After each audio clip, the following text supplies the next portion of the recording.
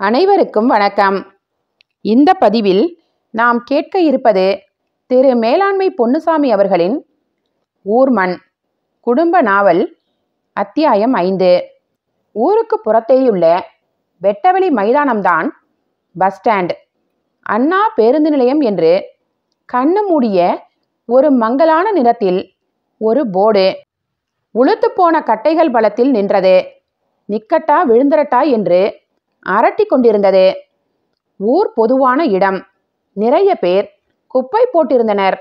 ஊருக்கு முதலாக பஸ் வரப்போகுது என்ற மகிழ்ச்சி ஊர் ஜனத்துக்கு பெரும் போதை. கண்மூக்கு தெரியாத போதை வெறி. மொத்த ஊரே ரெக்கையடித்து திரிந்தது. ஆள் ஆளுக்கு அருவாளை தூக்கி ரோட்டோர வேலி மரங்களை வெட்டி ஒதுக்கினர்.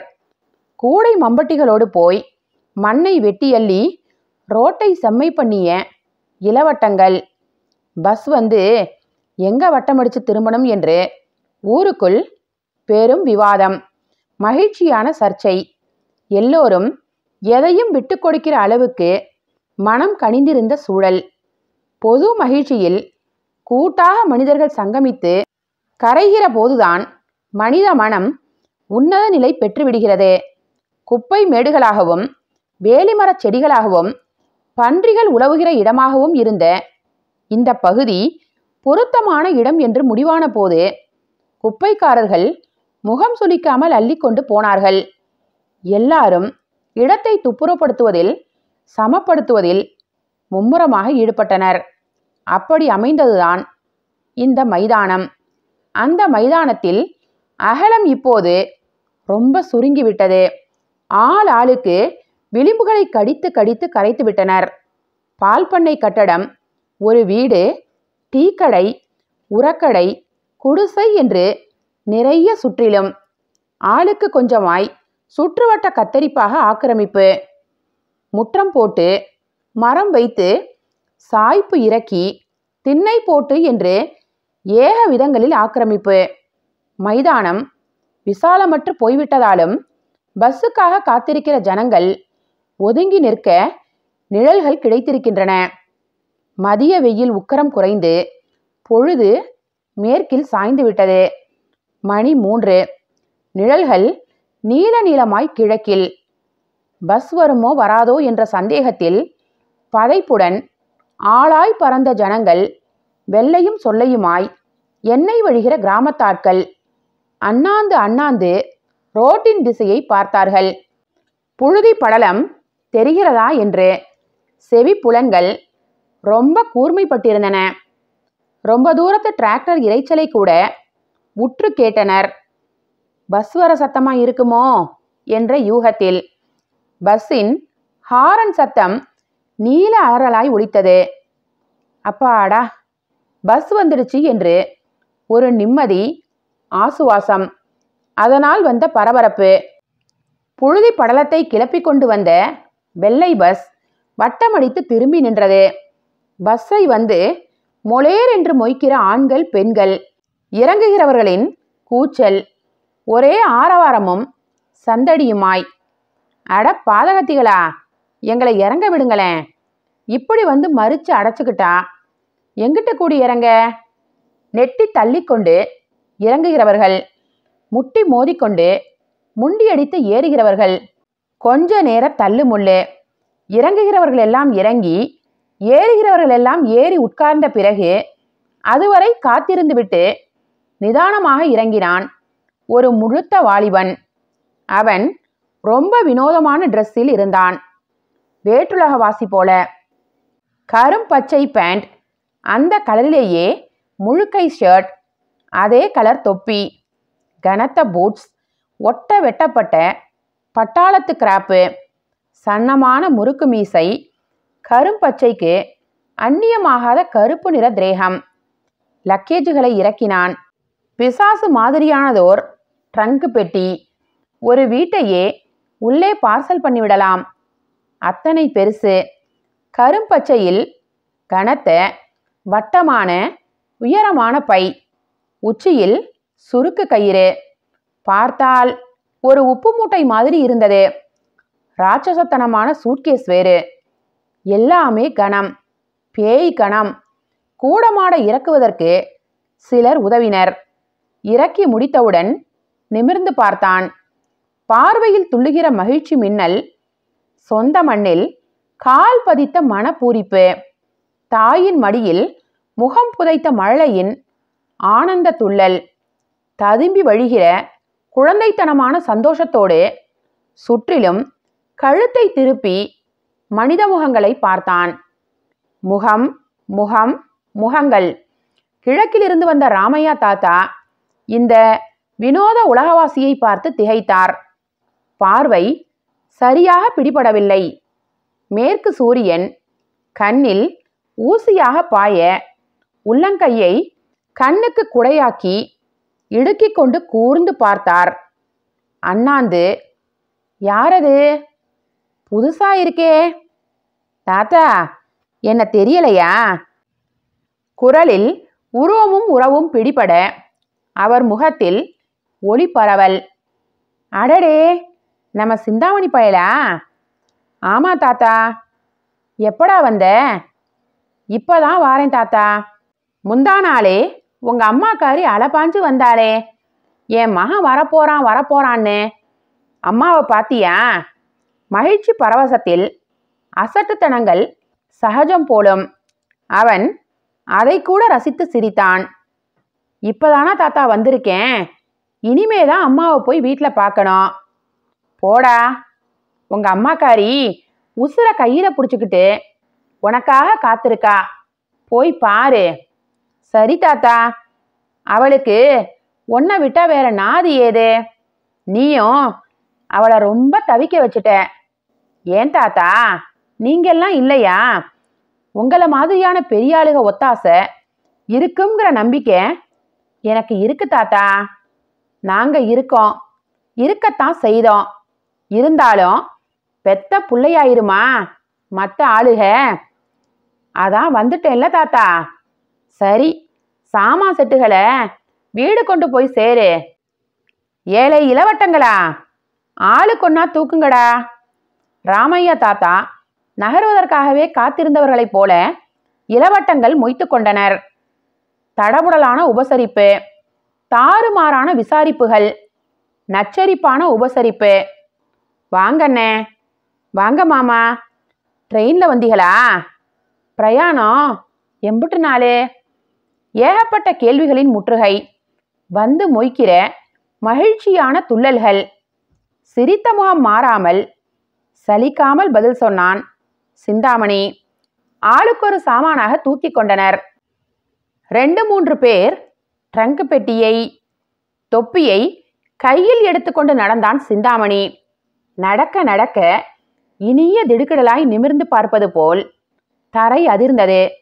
பூட்ஸ் கால்கள் ஜர்ருக் ஜர்ருக் என்று கன கம்பீரமாய் ஒரு சத்தம், ஒரு ராஜ கம்பீரம். தெரு நெடுக ஆட்கள் அவனை பார்த்தனர் வியப்பாக. அவனது வாட்ட சாட்டமும் நிமிர்ந்த தோற்றமும் தேக கச்சிதமும் அப்படி இருந்தது.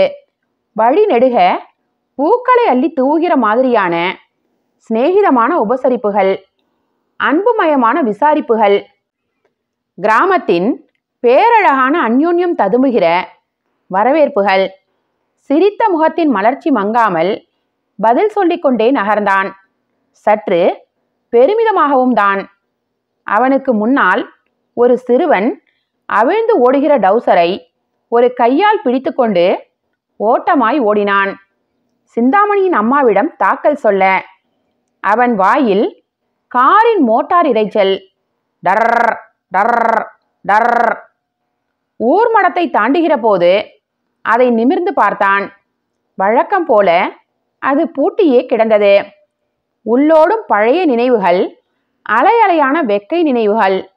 மனசின் உள் ஜவ்வுகளெல்லாம் சுட்டு தகித்த அக்கினி அலைகள். முழு மடத்தையும் உள்ளே அள்ளி வைத்துக் கொள்வதைப் போல ஆழமாய் பார்த்தான். அர்த்தம் பொதிந்த பார்வை தீவிரம். மனசுக்குள் மழை திறந்த மாதிரி நினைவு பிரவாகம். அனலாய் வாட்டி வதைத்த சம்பவங்கள். இவனை அடித்து இழுத்து சென்ற நிகழ்ச்சி பிரவாக உக்கிரம். 17 வயசு சிறுவனை அச்ச நரகத்தில் முக்கியெடுத்து விதியூட்டிய கொடிய தருணங்கள். காய்ந்த உதடுகளில் வெடித்த ஒரு சின்ன புன்னகை, கருமையான உதடுகளில் சோகரணமாய் உடைகிற புன்னகை. ஊர்மடம் அன்றைக்கு திறந்து விடப்பட்டிருந்தது. ஊரிலுள்ள முக்கியமான நாடார் பிரமுகர்கள் சகலரும் கூடியிருந்தனர். குழப்பமான கொதிநிலை. திடுமென்று கூடியிருக்கிற அவசர கூட்டம். 17 வயசுக்காரன் சிந்தாமணி இப்பதான் பொசு பொசுவென்கிற மெல்லிய மயிர்களை மீசை என்று ஒதுக்கி விடுகிறான்.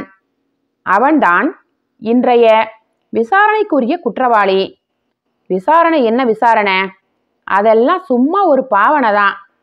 தண்டனை மட்டுமே சர்வ நிச்சயம்.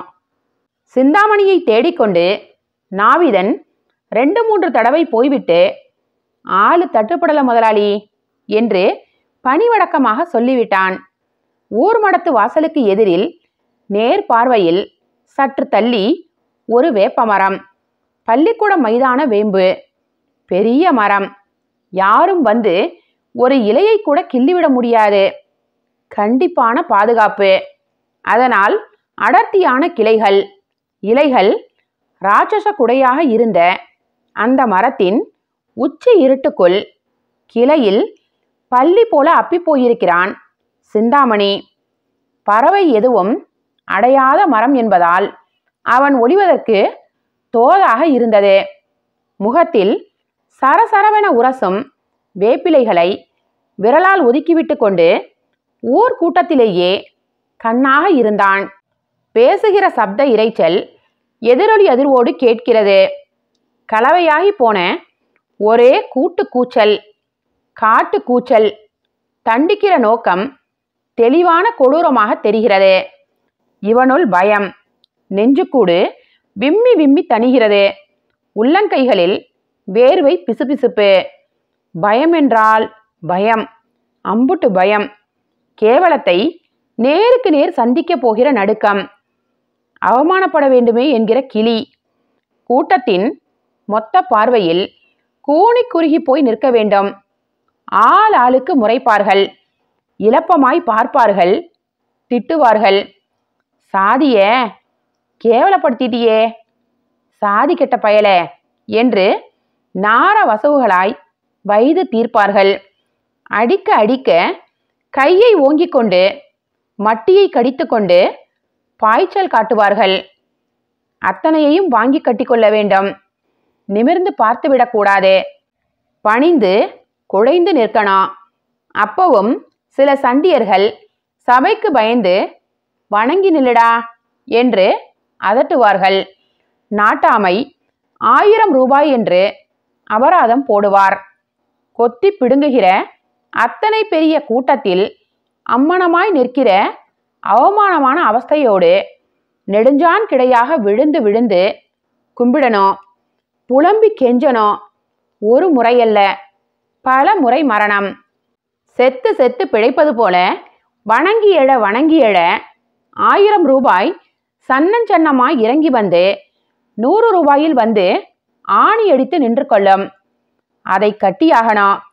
ஊர்கூட்டத்தில் குற்றவாளியாக நிற்பதே நரகாவஸ்தைதான். இத்தனை அவமானங்களையும் எப்படி தாங்க? சாவை விட கொடிய இந்த வதையை தாங்கிக் கொள்ள மனசில் பலம் உண்டோ? அந்த அளவுக்கு மான உணர்வற்று மரத்து போயா கிடக்கிறது மனசு? அதைவிட கொடுமை, இப்படியெல்லாம் காலடி செருப்பாக கேவலத்தில் இழுபடுகிற அளவுக்கு அவன் எந்த குற்றமும் செய்ததாகவும் அவனுக்கு தோன்றவில்லை. இன்னும் சொல்ல போனால் அவன் செய்தது குற்றமே இல்லை. நியாயம், நியாயத்துக்கான யுத்தம். சாதியின் மானத்தை காக்கும் போராட்டத்தில் ஒற்றை ஆளாய் நின்று பயப்படாமல் போட்ட சண்டை. பாராட்ட வேண்டிய ஊர்க்கூட்டம் தண்டிக்க காத்திருப்பதுதான் வினோதம். அல்லது அவன் விதி. கோழைத்தனமான ஜனங்கள். தன்மானமில்லாத நடவடிக்கை. பயந்தாங்கொல்லித்தனம். பயத்தையும் மீறிக்கொண்டு அவனுள் திமிர்கிற ரௌத்ரம். நடந்தது இதுதான். மேலக்காட்டில் ஓடைக்குள் செம்மறியாடுகள் மேய்ந்து கொண்டிருந்தன. ஓடையின் கரை இரு மருங்கிலும் இரவை தோட்டங்கள். ஆடு மேய்த்து கொண்டிருந்த ஆட்டுக்காரன் சுப்பிரமணி தேவமார் பையன். ஓடக்கரை பூராவும் புதற்காடாய் செடிகள், பெரிய பெரிய வேலி மரங்கள் அடர்த்தியாய். வேலிக்கிளை நீல உச்சியில் ஏறிக்கொண்டிருந்த கரட்டானை இறங்க விடாமல் சத்தக்காடு போட்டு விளையாடி கொண்டிருந்தான். அதை துரத்தி கொண்டு கொடுமை பண்ணி கொண்டிருந்தான். கொடி போன்ற மெல்லிய சாட்டையாய் வளைந்து அந்தரத்தில் தொங்கிய கிளையில் கரட்டான் ஏற அதன் கணம் தாழாமல் அக்கிளை தாழ்ந்து தாழ்ந்து ஊஞ்சல் போல ஆட கரட்டான் பதறி தவித்தது. பின்பக்கமாய் இறங்க விடாமல் இவன் முன்பக்கமாய் போய் கீழே விழ முடியாமல் தரை ரொம்ப கீழே. சாவு நிச்சயம் என்று அது முழித்த பயமொழி. அதில் சுப்பிரமணிக்கு குரூர கொண்டாட்டம். இவன் இந்த குஷியான விளையாட்டில் மனம் ஒன்றி போய் முழு மூச்சாய் ஈடுபட்டிருக்க ஆடுகள் 10க்கு மேல் நாடார் தோட்டத்திற்குள் விழுந்து வெறி வேகமாய் ஆவலாய் மேய நாடாரின் மகன் ரொம்ப சின்ன பையன். அவன் பருத்தி செடிகளுக்குள் ஓட முடியாமல் தத்தளித்து ஆடுகளை பத்தினான். அழுகையும் வசவுமாய் ஓடி ஓடி பத்தி பசுங்கொழை மேய்கிற ஆவலில் ஆடுகள் அவனை ஏமாற்றின. இவன் பருத்தி செடிகளுக்குள் விழுந்து தடுமாறி கூவல் காடு போட்டான். அந்த சின்னவன் போட்ட கூப்பாட்டில்தான் சுப்பிரமணி சுதாரித்தான். பதறி அடித்து போய் ஆடுகளை மடக்கி பத்தினான். சின்னவன் தாறுமாறாக வைதான். வயசை பார்க்காத வசவுகள். சுப்பிரமணியும் பதிலுக்கு திட்டினான். பக்கத்தில் விறகு வெட்டி கொண்டே பார்த்து கொண்டிருந்தான் சிந்தாமணி. பக்கா சாதி வெறியன். அடுத்த சாதி ஆட்களை எல்லாம் கடித்து துப்ப வேண்டுமென துடிக்கிறவன். அவன் ரத்தம் கொதித்து கொண்டிருந்தது. பார்வை பூராவும் அவனுக்கு இங்கேதான். சுப்பிரமணி ஆடுகளை மடக்கி கொண்டே அந்த சின்னவன் வசவுக்கு பதிலாக திட்டுகிற போது நாடார் சாதி குறித்த ஒரு இழிவு சொல் தவறி போய் தெரித்து விட்டது. அவ்வளவுதான். சிந்தாமணி பாய்ந்து வந்தான். சகலத்தையும் மறக்கடிக்கிற சாதி வெறி அவனுள் தீயாக சுப்பிரமணியை இழுத்து போட்டு சாத்து சாத்து என்று பயங்கரமாய் முத்திவிட்டான். சாதாரண முத்து இல்லை. சுப்பிரமணி கிழிந்து போகிற மாதிரி புரட்டி புரட்டி எடுத்து விட்டான். இதுதான் சம்பவம். தேவர் பிரமுகர்கள் ஆத்திரமும் ஆவேசமுமாக வந்து நாடார் பிரமுகர்களிடம் மோதினர். என்ன சொல்லுதிக இதுக்கு? கேட்டு கொடுக்க போறீங்களா? இல்ல நியாயத்தை நாங்களே பார்த்துக்கிடவா? ஒதுங்கிக் கொள்வது அத்தனை சுலபமல்ல. நீங்களே அவனை என்ன வேணும்னாலும் செய்துட்டு போங்க என்று பொறுப்பில்லாமல் ஒதுங்கிட முடியாது.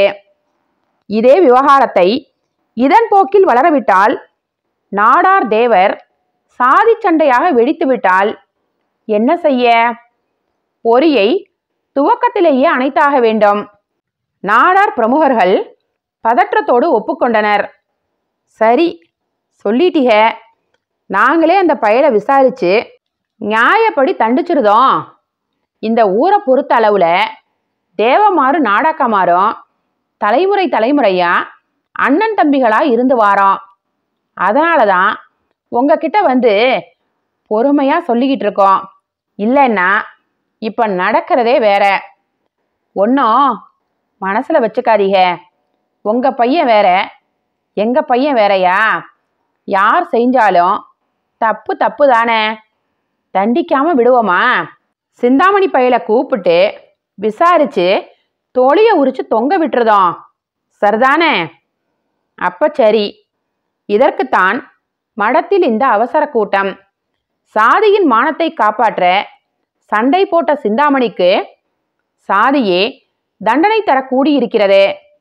அவமானகரமான தண்டனை. சாவை விட கொடிய அவமானம். தாங்கவே முடியாத ரணச்சாவு. சரணாகதி போன்ற இழிவான ரணம். சாதி வெறி பிடித்த சிந்தாமணிக்குள் இளரத்தம் கொதித்தது. இந்த கூட்டமே தொடை நடுங்கி கூட்டமாக தெரிந்தது. அடிச்சதுக்கு நாங்க பைசல் பண்றோம். சாதி சொல்லி திட்டினதுக்கு நீங்க என்ன செய்ய போறீங்கன்னு துணிச்சலாக ஒரு கேள்வி கேட்க ஒருத்தன் நாவிலையும் வீரமில்லாம போச்சே. இந்த கோழை கூட்டத்தின் காலில் விடவே கூடாது. அதை விட உயிரை விட்டுவிடுவது ரொம்ப மேல். சிந்தாமணியின் கொதிக்கிற மனசுக்குள், அம்மா, இவனை தவிர வேறு நாதி இல்லாத அம்மா, கூலிக்காரியாக உடம்பை கடம்பாக கடைந்து இவனை வளர்க்கிற அம்மா, ஐயா முகம் தெரியாமல் வளர்த்த அம்மா, ஐயா முகத்தை மனசு தேடாத அளவுக்கு எல்லாமாக நிறைந்து காத்து போஷித்த அம்மா, அவனுக்கு என்ன செய்வது என்று தெரியாத குழப்பம், மூச்சு முட்டல், தகிப்பு, மொத்த வாழ்க்கையும் நிர்ணயித்த கடின கணம், வலிய தருணம். வேப்பமர கொண்டைக்குள் சிக்கிக்கொண்ட பேனாக அவன் தவிப்பு. அத்தியாயம் 6. என்ன செய்யறதே? எந்த முடிவுக்கு வர்றது? சிந்தாமணிக்கு ஓர் இழவும் புரியவில்லை.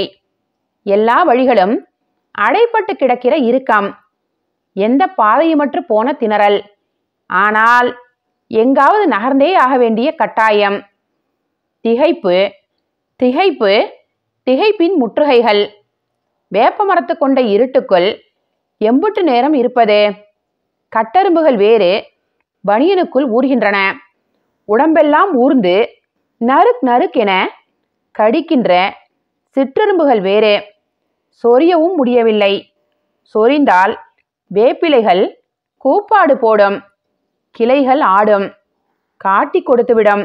அம்மா இப்பவும் பதற்றமும் கண்ணீருமாக தலையில் அடித்து புலம்பிக் கொண்டிருப்பாள்.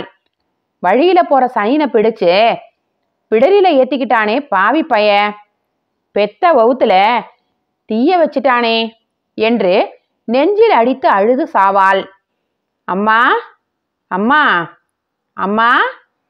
அம்மாவின் நம்பிக்கையும் இவன்தான், ஆறுதலும் இவன்தான். அம்மாவுக்காக பணிகிறதா? பணிஞ்சு இந்த தொடநடுங்கிய காலில் விழவா? சாதி உணர்வில்லாத கோழைக காலில் விழுந்து கும்பிட்டு வணங்கி அவமானப்பட்ட பிறகு இந்த ஊர்ல இருக்கவா? அவமானத்துல கிழிஞ்ச மூஞ்சியோட இந்த ஊர் ஜனங்களோட பழகி வாழவா முடியுமா? முகம் கொடுத்து உறவாட முடியுமா? அவமானத்தீல அவிஞ்சு போன மனசுக்குள்ள ஊர் ஜனங்களோட பரிகாச பார்வை முள் முள்ளாய் குத்தி கிழிக்குமே. காலமெல்லாம் ரத்தம் வழியுமே. அசிங்கப்பட்டு பிரேதமா உயிர் வாழ்றதை விட பிரேதமாகவே செத்து போயிடலாம். அம்மா, அம்மா என்ன நம்பி மண்ணில் பிறக்கல. அவ வவுத்துல தான் நான் பிறந்தேன். அம்மா கூலிக்காரி, உழைப்பாளி, உடம்புலையும் மனசுலையும் வைராக்கியம் இருக்கும். வாழ்க்கையோட மல்லு கட்டுற வலிமை இருக்கும். சமாளித்து கொள்வாள். இளவட்டங்கள் 4-5 பேர் சேர்ந்தாற் போல மரத்தை கடந்து போகின்றனர்.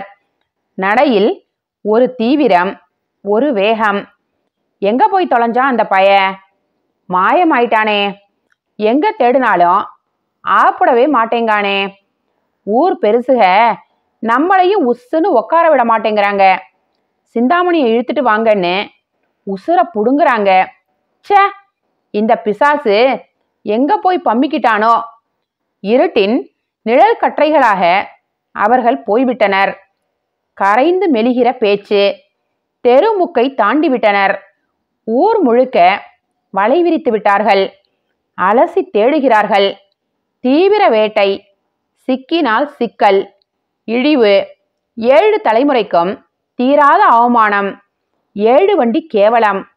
ஒரு முடிவுக்கு வந்துவிட்டான். வேறு வழியற்ற வழி. சூழலின் வெக்கை வெள்ளத்தில் தக்கையாக மிதக்கிற பயணம். எதையும் சிந்திக்க மறுக்கிற வெறித்தன புறப்பாடு. மரத்திலிருந்து பூனை போல அரவமற்று இறங்கினான். கிழக்கு திசையில் ஓட்டம் பிடித்தான். பாதைகளை தவிர்த்துவிட்டு புஞ்சைகளின் நெஞ்சுகளில் குறுக்காக ஓடினான். பொழிகளில் வழுக்கி விழுந்தான். உழவுக்கட்டிகள் அவனை இடறிவிட்டன. உருட்டி புரட்டியது. எதையும் பொருட்படுத்தாமல் கண்ணை மூடிக்கொண்டு ஓடினான் கண்ட மேனிக்கு. அவனுக்கு துணையாக இருட்டு, பயம், ரோஷம், தார்மீக கோபம். 3 மைல் தூரம், பாதை தெரியாத கரிசல் காட்டு ஒற்றை தடம். குத்துமதிப்பாக நடந்தான். முள்ளுக்காடுகள், தொடைகளை கிழிக்கிற இலந்தை முள், கண்மாய் கரைப்பாதை, பாதமெல்லாம் குத்தி வலிக்கிற சலங்கை முட்களாக கரிசல் கட்டிகள். எல்லா ரணங்களையும் பல்லை கடித்து சகித்து கொண்டான். கிங் என்று இருட்டு, எல்லையற்ற பரந்த வானக்கருப்பு, அள்ளி இறைத்த நெருஞ்சி பூக்களாக நட்சத்திரங்கள், ஊளைக்காற்று, காட்டு நரிகளின் நீட்டி முழக்கிய ஊளைகள், கண்டமேனிக்கு கலைந்து பாய்கிற செம்மறிகளாக தறிக்கெட்டு ஓடுகிற எண்ணங்கள். திருவேங்கடம் வந்து விழுந்தான். அகால நேரம், சாமத்தை நெருங்கும் சமயம். திருவேங்கடம் பஜாரில் ஓட்டல். சாப்பிட்டு முடித்த திருப்தியோடு சிகரெட் புகைய ஆக்சிலேட்டரை மிதிக்கிற லாரி டிரைவர். கோவில்பட்டி போகிற முனைப்பில் உருமுகிற செங்கல் லோடு லாரி. டிரைவரிடம் கெஞ்சி கூத்தாடினான். சரி, ஏறி தொலை. லாரி கடகடத்த கிழட்டு உருமலோடு பாய்ந்தது. அவன் தலைக்கு மேல் கண்ணங்கரேல் என்று புளியமரத் தலைகள் பின்னோக்கி ஓடின. அம்மாவிடமிருந்து பிறந்து தவழ்ந்து விளையாடி புரண்ட ஊரிடமிருந்து இவனை பீத்து கொண்டு தூரம் தூரமாக போகிற லாரி. எங்க போறோம்? என்ன செய்ய போறோம்? இந்த கேள்விகள் அவன் மனசை அதிரச் செய்தன. மனமெல்லாம் சூழ்ந்து கவிந்து கொண்ட சூன்யம். இந்த நினைவுகளே பிரம்மாண்டமாய் அவனை சுற்றி வளைத்தன, நெறித்தன. நெஞ்சுக்குள் திணறல், தவிப்பு. லாரி அதிர அதிர அவனுள்ளிருந்து விம்மி விடைத்து வெளிப்படுகிற மனசாக அழுகை. அம்மாவை நினைக்க நினைக்க கேவி கேவி அழுதான். அம்மா, அம்மா. மகனை காணாமல் தேடி தவிக்கிற அம்மா. ஆட்களிடம் ஓடி ஓடி கேட்டலைகிற அம்மா. தொலைந்து போன ஒற்றை பிள்ளையை எண்ணி எண்ணி புலம்பி கதறுகிற அம்மா. என்னை தவிக்க விட்டுட்டு ஓடி போக எப்படிடா மனசு வந்தது? அட பாவி பயல என்று தலைவிரி கோலமாக அழுது அரற்றுகிற அம்மா. சிந்தாமணி கன்னத்தில் வழிகிற கண்ணீரை புறங்கையால் துடைத்து கொண்டான். விம்மி வெடிக்கிற கேவல்கள், விக்கலை போல தொடர்கின்ற விசும்பல்கள். எந்த திசையில் போகிறோம்? பிழைப்புக்கு என்ன வழி? அடுத்த வேளை சோற்றுக்கு என்ன செய்கிறது? சுற்றிலும் கற்றை இருட்டு. கண்களை இருட்டி கொண்டு வந்து மொய்கிற நினைவு குழப்பம், பயம். மனசின் உள் ஆழத்தில் கவ்வி பிடிக்கிற நிராதர உணர்ச்சி. Kovilpatti railway station. வந்து நின்ற ரயிலில் குருட்டாம்போக்கில் ஏறி பம்மிக் கொண்டான். திருச்சியில் டிடிஆர் கருப்பு பூதமாக நெருங்கி வர பதற்றத்தில் இன்னது செய்வது என்று திகையாமல் வீதியில் இறங்கிவிட்டான். ஒன்றும் புரியவில்லை. பழக்கமில்லாத அந்நியமன். இருட்டு புதர்களுக்குள் நடக்கிற காட்டு பிராணியைப் போல முரட்டு தைரியத்தில் கால் போன போக்கில் நடந்தான். பசி வேறு கொத்தி பிடுங்குகிறது. கையில் துட்டுமில்லை. ஊரை தவிர வேறு எங்கும் போயறியாத பட்டிக்காட்டு பாமரன். திருச்சியின் அசூர வேகமும் ஜன அடர்த்தியும் அவனை மிரட்டியது. யாரிடம் என்ன கேட்க? வாய் வரவில்லை. திகைப்பின் கைதியாக அவன். கூட்டத்தை கண்டு மிரண்டு மிரண்டு ஜன நெரிசலில் சிக்குண்டு தள்ளப்பட்டு அவன் வந்து நின்ற இடம் பட்டாளத்துக்கு ஆள் எடுக்கிற இடம். செம்மண்ணில் கடலாய் விரிந்து கிடந்த கிரவுண்டு. கட்டிடங்கள், மலர் செடிகள், மலரில்லாத மலர் போன்ற வண்ண செடிகள் எல்லாம் தொட்டிகளில் அணிவகுப்பாக. இவனும் வாலிப வரிசையில் நின்றான். பேந்த பேந்த விழித்து கொண்டு பின்னால் இருப்பவர்களால் நகர்த்தப்பட்டான். அடிவயிற்றில் சுருக்கிடுகிற வலி, பசி மறந்து போன வறண்ட வலி, கவ்வி பிடிக்கிற வேதனை, சூழ்ந்திருந்த வெறுமையே, நிராதர உணர்வே அவனுள் ஒரு பலமாக இருந்தது. கிடைக்கிற துரும்பை பற்றி கொண்டாவது உயிர் வாழ்கிற வெறி. வாழ்வின் வேட்கை. இதுதான் அவனை இக்கணத்தில் இயக்குகிற ஒரே பலம், ஆத்ம பலம். அந்த கிரவுண்டில் பையன்களோடு வெறி கொண்டு ஓடுகிற போது இந்த சூன்யம்தான் வீரியம் தந்தது. உள்ளாற்றல் முழுவதும் போர் குணமாக பீரிட்டது. பசி கிறுகிறுப்பை சமாளித்தான். மெடிக்கல் டெஸ்டில் நிர்வாணமாக நிற்க வேண்டியிருந்த போது சாவை சந்திக்கிறவன் போல தவித்தான். பீத்து கொண்டு ஓடிவிடுவோமா என்று அலைபாய்கிற கூச்ச மனசு. எங்கே ஓட? ஓடி எங்க போக? என்ன புகழ்? இந்த கேள்வியின் மூர்த்தன்யம்தான் அந்த கிராமத்தானின் இயல்பான கூச்சத்தை தின்று தீர்த்தது. ஊரை விட்டு புறப்பட்ட பிறகு அவன் சாப்பிட்ட முதல் சாப்பாடே பட்டாளத்து ரேஷன் தான். பஞ்சாபில் ஜபல்பூரில் ட்ரைனிங். புதிய உலகம், முழுக்க முழுக்க அந்நிய உலகம். ஒரு புதிய சூழலே வாய் பிளந்து அவனை விழுங்கிக் கொண்ட மாதிரி இருந்தது. முஸ்லிம்கள், மலையாளிகள், தெலுங்கர்கள், இந்திக்காரர்கள், கன்னடியர்கள், சீக்கியர்கள், புரியாத பாஷைகள், உணர்வை சுமந்த ஒளி குழப்பங்கள், அந்நியமான உருவங்கள், வகை வகையான தோற்றங்கள், வேறு வேறு ரகமான முகங்கள், மனிதர்கள் என்கிற ஒரே இணைப்பு கயிறு. அவனுக்கு கண்ணை கட்டி காட்டில் விட்ட மாதிரி இருந்தது. மதராசி, மதராசி என்று இவனை கூப்பிடுகிற சக வாலிபர்கள். ட்ரைனிங் தருகிற ஆபீசர்களில் ஒருவர் தமிழர். அவரும் தேவர். திருமங்கலத்துக்காரர், தெற்கத்திக்காரன் இவன் என்கிற தனித்த விஷயத்தை விசேஷமாக கவனித்தார். சிந்தாமணியிடம் அவர் ரொம்ப பாசமாக இருந்தார். இவனது கண்களின் ஒளியாக, இவனது மொழியாக அவர் இருந்தார். அவர் செய்த உதவிகளுக்கு, ஒத்தாசைகளுக்கு கணக்கு வழக்கே இல்லை. பட்டாளம் எனும் புதிய உலக அனுபவம் இவனது மனத்தின் நிறத்தையே சலவை செய்து மாற்றியது. அவனது சிந்தனையை இறுக போர்த்தி குறுக்கி போட்டிருந்த தோலை உரித்தது. ஆத்மா சுதந்திரப்பட்டது. தேச மனிதர்கள் என்ற பெரும் பிரம்மாண்டத்தில் சாதி என்பது எத்தனை அற்பமான விஷயம் என்று உணர்த்தியது. மானுடம் என்ற ஒன்றே நிஜம் என்பது அவனது அனுபவத்தில் மலர்ந்தது. இந்திக்காரனின் இனிய புன்னகையும், சீக்கியனின் வலிமையான தைரியமூட்டலும், மலையாளியின் அன்பான தோழமையும், முஸ்லிமின் கருணை மிக்க தழுவல்களும் அவனுக்குள் மன வெளிச்சமான உணர்வு அனுபவமாகி இருந்தது. அதிலும் அந்த ஆபீசர் தேவரின் அன்பு இவனை ரொம்ப அசத்திவிட்டது. பதவி வித்தியாசங்களையெல்லாம் கடந்து வந்து இவன் மேல் படர்ந்த அந்த அன்பின் ஒளியில் இவனது குற்றம் இவனுக்கு தெரிந்தது. துல்லியமாய் சுப்பிரமணியை ஓடை மண்ணில் போட்டு முரட்டுத்தனமாய் புரட்டி புரட்டி எடுத்த காட்சி மனசுக்குள் நெருடல் நெருடலாய் நினைவுக்கு வந்தது. முள் முள்ளாய் குத்தியது. ட்ரைனிங் முடிந்தவுடன் லீவு கிடைக்கிற வாய்ப்பு. அம்மாவை நினைத்து ஏங்கினான். தாய்மடி போன்ற ஊர் புழுதியில் உள்ளங்கால் பதிக்க ஆசைப்படுகிற துடிப்பு. சம வயது கூட்டாளிகள் முகங்களை தரிசிக்க வெறி கொள்கிற தவிப்பு. உள்ளூர் காற்று, அந்த ஆகாயம், அந்த வேலிக்காட்டின் உஷ்ண மூச்சு, மாடுகளின் மூத்திரவாசம், ஏக்கத்தை காலில் போட்டு மிதிக்கிற நிதர்சனம், தொலியை உரித்து தொங்க போட காத்திருக்கிற தேவமார்களின் கோபம், நெற்றிமட்ட கம்புகளோடு குரூர வெறியோடு சூழ்ந்து நெருக்கி சூறையாட காத்திருக்கிற வன்மம் அவனை பயமுறுத்தியது. அடிவயிற்றை கலக்கியது. விதவிதமான அச்சுறுத்தலான கற்பனைகள். லீவை தவிர்த்து விட்டான்.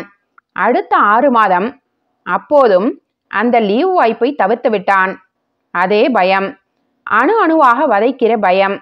உண்ணும் போதும் உறங்கும் போதும், வைகரை இருட்டில் மூச்சிறைக்க ஓடுகிற போதும், ரைபிளை கிளீன் பண்ணுகிற போதும் மனசை முள்ளாக குத்தி ரணப்படுத்துகிற அதே பயம். அவன் லீவை தவிர்த்த விதம் தேவர் ஆபீசருக்கு அனாவசியமாகப்பட்டது. கவனிக்கும்படி உறுத்தியது. அதிகாலையில் தினசரி நடக்கிற பேரேடுக்கு பிறகு அவனை தனியாக அழைத்தார். சிந்து, நீ இப்போவும் லீவுக்கு அப்ளை பண்ணலையா? இல்லை சார். ஏன் ஊருக்கு போகணும், அம்மாவை போய் பார்க்கணும்னு தோணலையா? தோணுது சார். அப்புறம் ஏன் அப்ளை பண்ணல? Any reason? சும்மாதான். என்ன சும்மா? சும்மான்னு ஒரு ரீசனா? ரைட். இப்போ கேட்குறேன், வீட்டுக்கு லெட்டராச்சும் போட்டியா? போடலை சார். ஒன்று கூட இல்லை சார். ஏன்? கால் பெருவிரலில் நங்கூரமிட்ட பார்வை தத்தளிக்கிற அவனையே கூர்ந்து பார்த்தார். கனிவான குரலில் அதட்டினார். ஏய் சிந்தாமணி, நீ இப்ப ஒரு சோல்ஜர், வீரமுள்ள ஆம்பளை. நிமிர்ந்து பார், உண்மையை சொல்லு. என்ன விஷயம்? தடுமாற்றமாய் நிமிர்ந்தான். வியர்வையில் எண்ணெய் கசிகிற முகம். அவரது சிவந்த அகன்ற முகம், துல்லியமான மேல் வளைவுகளோடு முறைக்கிற மீசை, 40 நெருங்குகிற வயது. அவரது இடுங்கிய கண்களில் மகனை பார்ப்பது போன்ற உணர்வு. அப்படியோர் மிருது குழைவு. அவன் தயங்கினான். அலைப்பாய்கிற கண்கள் பிடிப்பட்ட குருவிகளைப் போல உள்ளடங்கி கிடந்த கொதி உணர்ச்சிகள் பீரிட்டன. கண்ணோரங்களில் ஈரக்கசிவு. என்னத்த சொல்ல? எப்படி சொல்ல? தேவமார் பையனை அடித்ததை ஊரிலுள்ள தேவமார்கள் அடிப்பதற்காகவும் அவமானப்படுத்தவும் காத்திருக்கிற பயங்கர நிஜத்தை எப்படி சொல்ல? அதுவும் இவரிடமே சொல்வதா? அவனுக்கு அவனே கசந்தான். குற்ற உணர்வின் அவஸ்தை, தாழ முடியாத தவிப்பு. Come on, quick. என்ன தயக்கம்? ஃப்ரீயா பேசு. அவரது கனிந்த குரலில் மெல்லிசான அதிகார துணி. நிமிர்ந்து பார்த்தான். குழைவான அவரது முகம், கனிவான கண்கள், அதில் ததும்புகிற பாசம், பரிவுணர்ச்சி, உள்மனசின் ஆழத்தில் மயிலிறகாக நீவுகிற அன்புணர்ச்சி. உடைந்து விட்டான். அழுது விசும்பும் முகத்தோடு கரகரத்த குரலில் சகலத்தையும் கொட்டி தீர்த்தான்.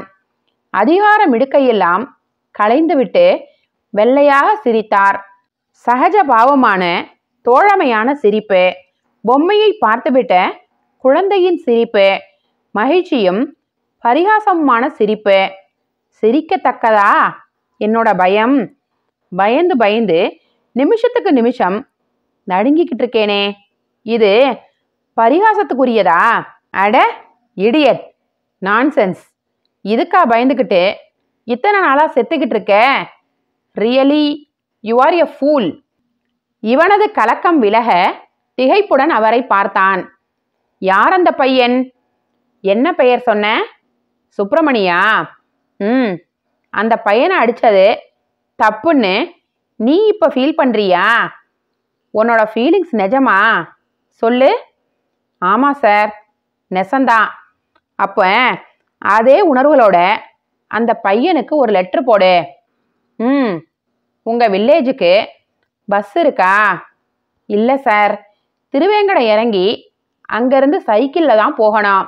ஆல் ரைட், திருவேங்கடம் இன்ன டேட்டில் வர்றேன், சைக்கிளோடு வந்து சேருன்னு 2வது லெட்ரு போடு.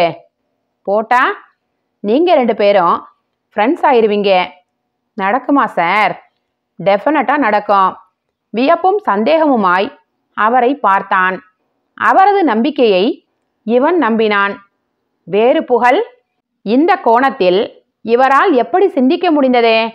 இத்தனை மாதங்களாக இவனை உறங்க விடாமல் போட்டு பிராண்டி அவஸ்தைப்படுத்திய ஒரு பயங்கரமான பிரச்சனைக்கு இத்தனை சுலபமான ஒரு தீர்வை தந்துவிட்டாரே.